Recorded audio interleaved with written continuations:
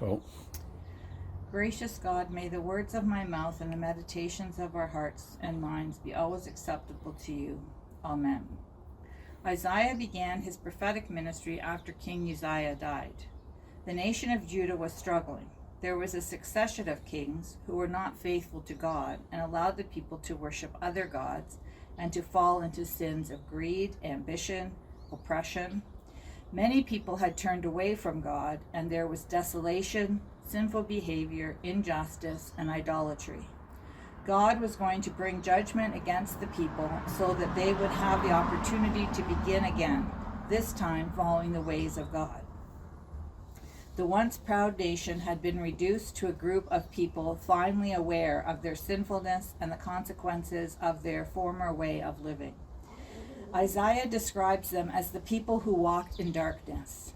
All their dreams for themselves and for their nation have come to nothing. There seems to be no end in sight to the devastation and dreariness of life. However, on the horizon is a new king, King Hezekiah. King Hezekiah is a good king in the Deuteronomistic history of God's people. No king of Judah, among either his predecessors or his successors, could be compared to him. His story is found in the second book of Kings and the second book of Chronicles, as well as in Isaiah. His reign is also documented in non-religious history as well. King Hezekiah is the one who will enact sweeping religious reforms to restore Yahweh as the only God of the people. No other God could be worshipped at the temple, and all the high places in Israel where other gods and goddesses were worshipped were torn down.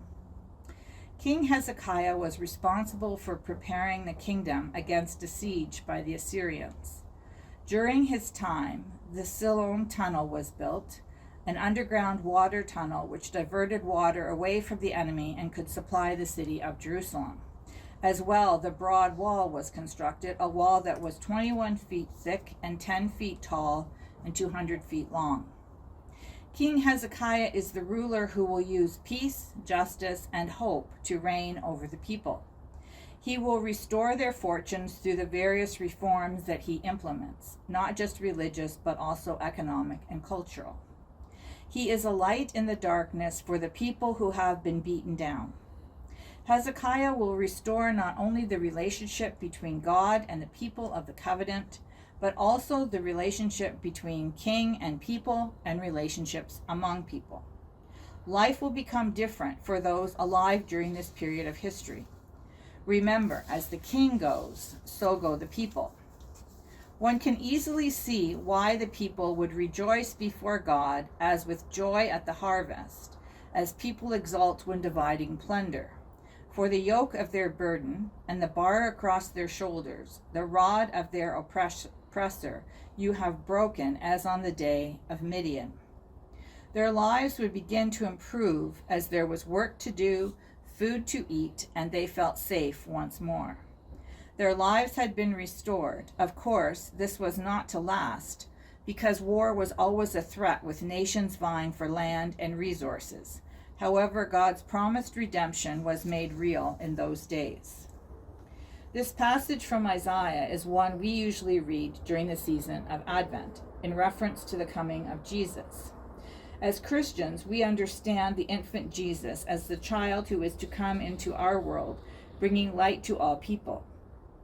It is helpful to understand the passage in a political context, though, because this gives us a better understanding of who the nations of Israel and Judah were waiting for. They were waiting for a king who would bring justice and peace and freedom from oppression in real time. We can understand why some of Jesus' followers were upset when he did not forcibly try to overthrow the representatives of the Roman Empire. Justice, peace, and freedom from oppression are realities that the church is called to work for in our time. We are no longer one nation with a king in a covenantal relationship with God. Our context is much different. Christians live in many different places with many different governing systems. Although the people of God have never existed in a vacuum, there have always been competing gods, goddesses, and belief systems. War was then and still is a threat to a nation's stability. There are many who choose not to believe in God or any higher power, centering humanity in the world as the highest agents of good. Differences between us get magnified while similarities go overlooked.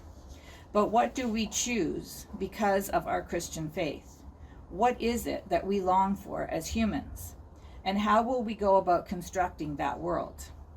We do have a choice between light and dark, between hope and fear. When we think about our neighbors, perhaps we could ask, what is the yoke of their burden? What is the bar across their shoulders? What is the rod of their oppressor? How can we advocate or work towards alleviating the pressure that others are living under? And the hardest question to answer, what is God calling us to do? In the simplest terms, we are called to be light. We are called to be God's people, people of the covenant, to live in God's way. And today we ponder what the titles we place on Jesus mean. Wonderful Counselor, Mighty God, Everlasting Father, Prince of Peace. Who is this one? Wise, strong, eternal, bringing peace into our lives. I spoke a couple of weeks ago about resting in God. This theme was emphasized again for the clergy of the diocese at the recent clergy conference. All our toil and strain, our striving to understand and to answer the call, the uncertainty and challenges of the past 3+ years and the difficulties of emerging from all the restrictions. We want to go back to what we knew. We want direction. We want a plan. We want to know what will work. Could it be that all we need to do is rest in God? Sounds easy, but we know it is difficult.